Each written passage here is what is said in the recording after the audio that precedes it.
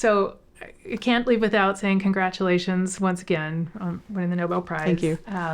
Really exciting for the field, and great to see you recognized that way. And as a scientist who's never been to a Nobel banquet, I'd like to know, in a sense of kind of cross-training or interdisciplinary thinking, how did you prep to get dressed and give a toast to the King of Sweden, etc.?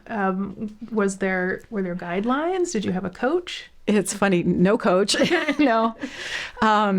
It's interesting because, the Nobel Foundation manages all of the festivities, including the schedule and the events and the banquet and all of those things.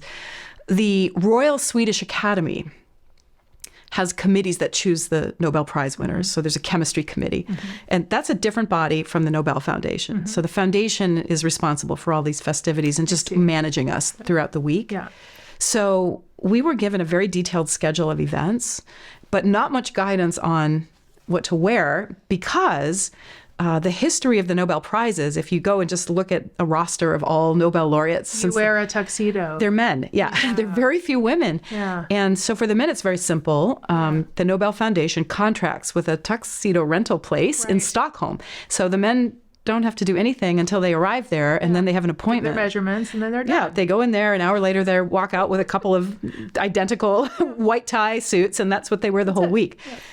We were told, and we meaning the few women here, just that it was white tie attire, and we should dress accordingly to that. Which you do all the time here at Stanford in the lab. So what did I do? I went on YouTube and Googled Nobel ceremonies from previous years to see what few women were there and what they were wearing. Yeah.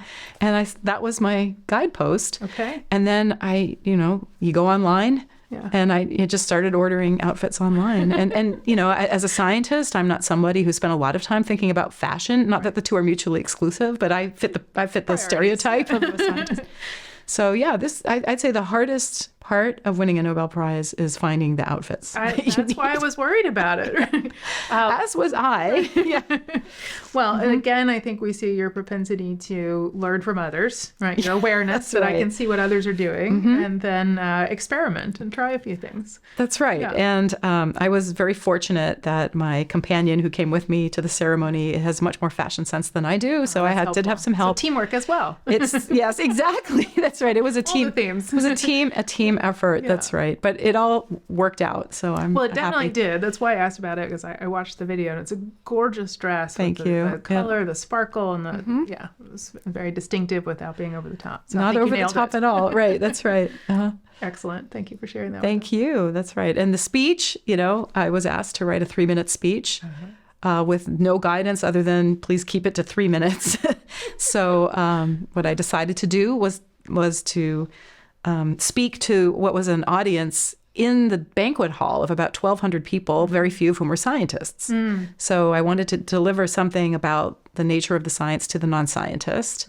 And it didn't occur to me at that time that this would be on YouTube, and there'd be, in fact, millions of viewers, not just 1,200 in the banquet hall. Right. So now I'm really glad that I kept it, sort of targeted to a not scientist. Broadly.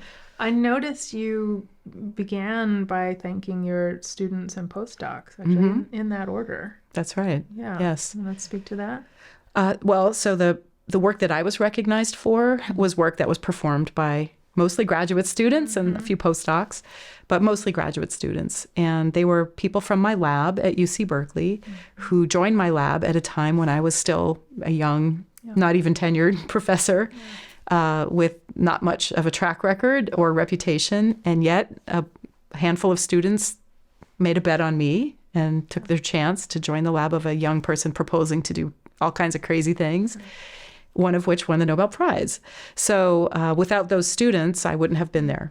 And I wouldn't be here maybe either, right? So I owe my students really so much. My career was just based on their work. Well, here's to the risk takers. That's right, yes. Yeah.